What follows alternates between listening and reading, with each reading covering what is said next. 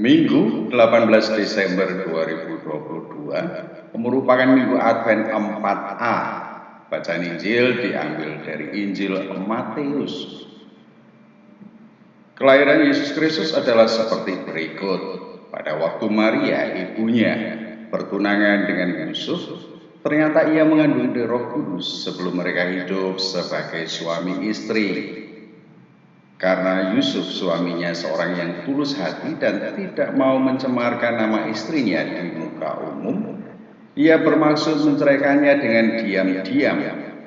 Tetapi ketika ia mempertimbangkan maksud itu, malaikat Tuhan nampak kepadanya dalam mimpi dan berkata, "Yusuf anak Daud, janganlah engkau takut mengambil Maria sebagai istrimu, sebab anak yang di dalam kandungannya adalah dari Roh Kudus. Ia akan melahirkan anak laki-laki, dan engkau akan menamakan dia Yesus, karena dialah yang akan menyelamatkan umatnya dari dosa mereka." Hal itu terjadi supaya genaplah yang difirmankan Tuhan oleh Nabi. Sesungguhnya anak darah itu akan mengandung dan melahirkan seorang anak laki-laki, dan mereka akan menamakan dia Immanuel, yang berarti Allah menyertai kita. Sesudah bangun dari tidurnya, Yusuf berbuat seperti yang diperintahkan malaikat Tuhan itu kepadanya. Ia mengambil Maria sebagai istrinya.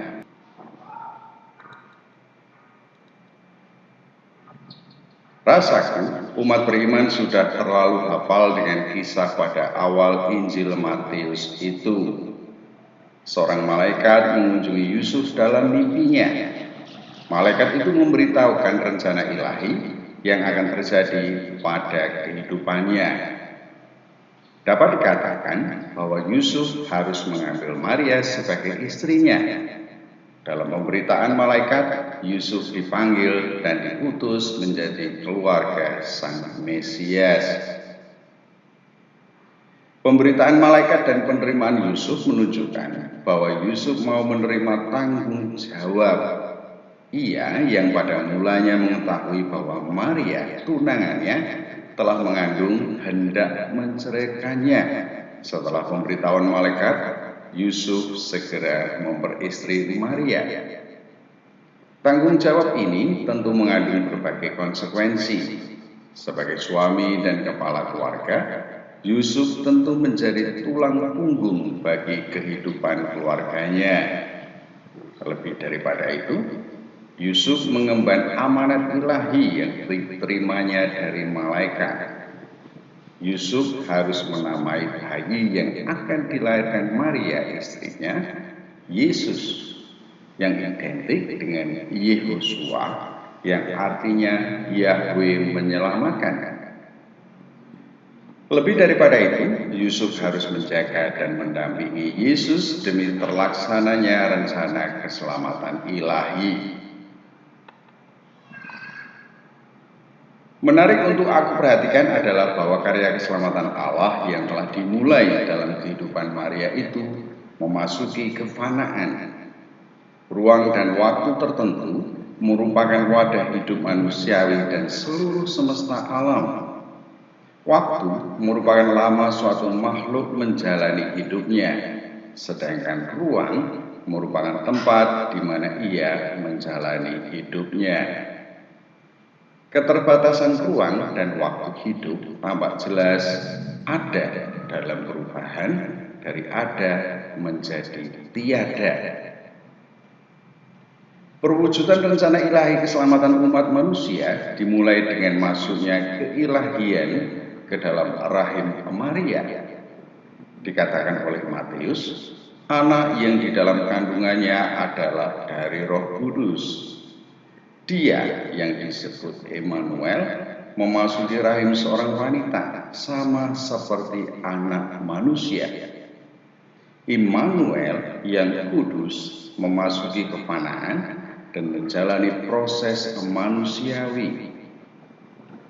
Meski demikian, yang kudus itu tidak melewati jalan persetubuhan manusiawi.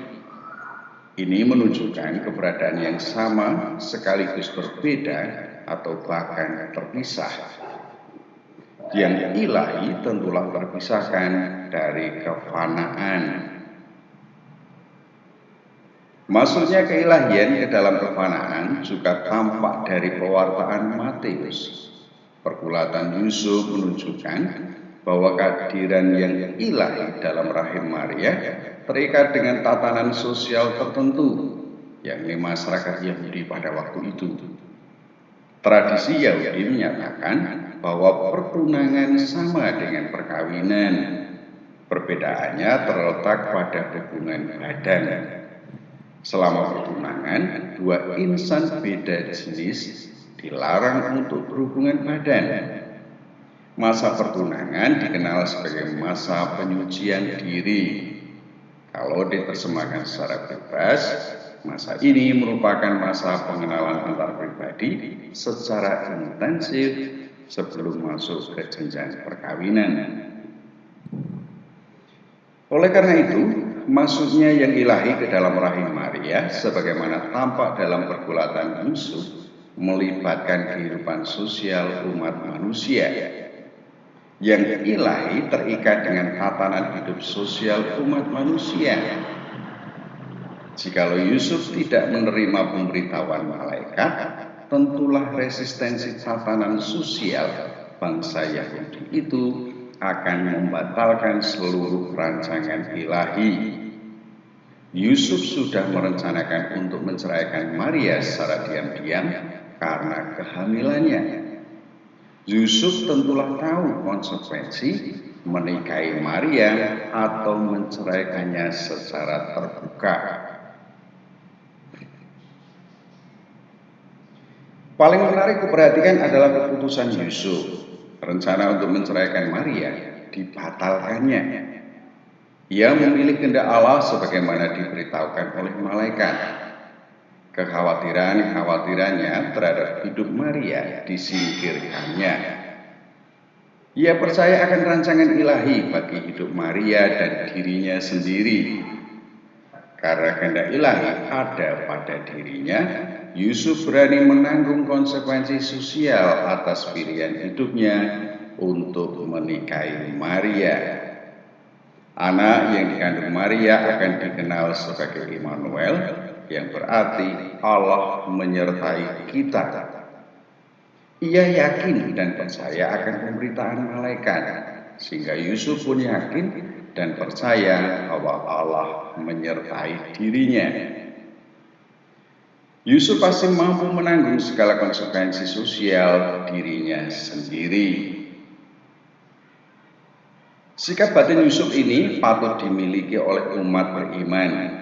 Tatkala dalam pergumulan, umat beriman layak dan pantas untuk memilih kehendak ilahi daripada keinginan pribadi dan konsekuensi sosial yang tak jarang justru menghalangi kehendak ilahi. Umat beriman seharusnya yakin dan percaya bahwa Allah sungguh menyertai dirinya. Umat beriman seharusnya yakin dan percaya bahwa ia pasti mampu menanggung segala konsekuensi dalam hidupnya atas pilihan yang ditetapkannya.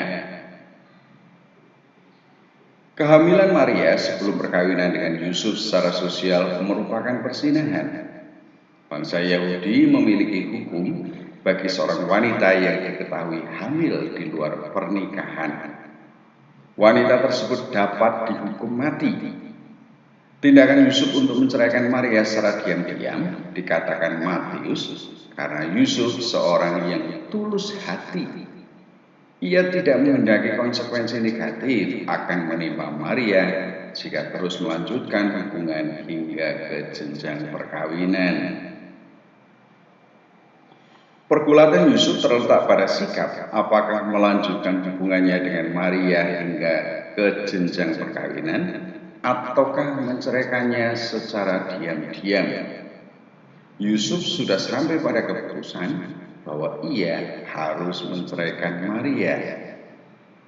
Namun karena seorang yang tulus hati, ia tidak mau menceraikan Maria secara terbuka karena konsekuensi negatif yang pasti akan menimpa Maria. Karena pemberitahuan malaikat, Yusuf mengubah keputusannya. Ia tetap memperistri Maria. Umat beriman pun seharusnya mau dan mampu mengubah keputusannya. Tatkala sudah ditetapkan, namun ketetapannya tidak selaras atau bertentangan dengan kehendak ilahi, mau tidak mau umat beriman harus berpegang pada kehendak ilahi. Keputusan yang diambil tentulah menyangkut hal-hal praktis, seperti Yusuf menceraikan atau menikahi Maria. Setiap keputusan pastilah ada berbagai konsekuensi yang mengiringinya. Jika Yusuf tetap mengikuti keputusannya untuk menceraikan Maria, maka rencana keselamatan ilahi yang telah dimulai di dalam kandungan Maria akan terhenti. Jika keputusan Yusuf berubah dan terus melanjutkan hubungannya dengan Maria sampai jenjang pernikahan, maka konsekuensi pribadi dan sosial tentulah akan mengiringi perjalanan hidupnya. Maukah umat beriman mengikuti jejak Yusuf yang berani menanggung konsekuensi personal dan sosial dari keputusan praktis mengikuti kehendak Allah? Seminggu sebelum perayaan Natal, aku pikir saat yang baik untuk mengevaluasi diri di hadapan Allah.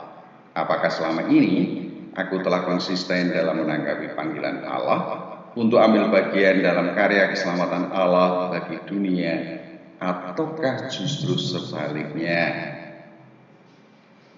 Evaluasi diri terkait tatanan normatif hidup umat beriman tentulah pikirku membawa kemampuan untuk memilah dan memilih berbagai nilai hidup. Manakah nilai yang tertinggi atau yang lebih tinggi dari nilai lainnya haruslah diketahui sungguh. Nilai hidup tentu menempati tatanan tertinggi meski seringkali direlativir oleh keberadaan iman dalam hidup. Orang dapat mengorbankan hidupnya tatkala ditantang untuk mengingkari imannya. Sebagaimana Yusuf, umat beriman tentulah menempatkan kehendak Allah dalam karya penyelamatannya sebagai nilai tertinggi dalam hidupnya. Yusuf mengesampingkan belas kasihnya kepada Maria demi kehendak ilahi bagi keselamatan umat manusia. Demikian pula hendaknya umat beriman. Permenunganku yang terakhir terkait dengan Immanuel, Allah menyertai kita. Aku yakin bahwa penyertaan Allah dalam hidup manusiawi tidak sekadar ide atau keyakinan semata. Keterlibatan Allah dalam hidup manusiawi itu nyata. Perjalanan hidup manusiawi sendiri merupakan mukjizat yang tak dapat disangkal, merupakan karya ilahi. Hidup manusiawi merupakan hidup Immanuel yang berarti ada dalam pernyataan atau penyertaan Allah. Yusuf akhirnya menyadari bahwa penyertaan Allah ada dalam kehidupannya. Bayi dalam kandungan Maria, tunangannya dari Roh Kudus. Dengan mengambil Maria sebagai istrinya, Yusuf tidak hanya menerima rencana ilahi dalam hidupnya, tetapi sekaligus penyertaan ilahi bagi hidupnya. Yusuf tidak hanya yakin bahwa Allah pasti akan selalu menyertainya. Ia juga mengalami bagaimana Allah sungguh menyertai hidupnya. Demikian pula hendaknya umat beriman. Allah tidak sekadar keyakinan akan penyertaannya terhadap hidup umat beriman. Evaluasi diri atas perjalanan hidup seharusnya sampai pada kesadaran bahwa Allah sungguh telah menyertainya dan bahkan hingga akhir hidup seseorang. Hidup umat beriman ada dalam penyertaan ilahi.